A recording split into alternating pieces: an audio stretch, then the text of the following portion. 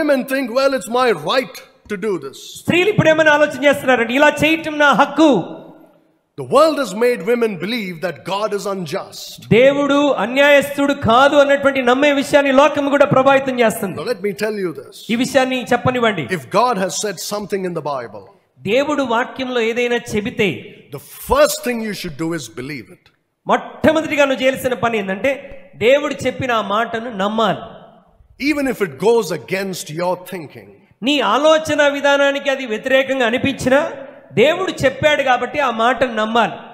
Don't try to change the word of God to suit your beliefs. దేవుడు చెప్పినటువంటి మాటలను నీ నమ్మకానికి విశ్వాసానికి అనుగుణంగా ఆ మాటల్ని మార్చుకోకూడదు. Bible scholars do that. చాలా మంది బైబిల్ పండితులు అలా చేస్తూ ఉంటారు. They say, oh, the Greek says this, the Hebrew says that. They try to manipulate the word of God. Greek లో ఇలా రాయబడింది, హిబ్రూలో ఇలా రాయబడింది అని దాన్ని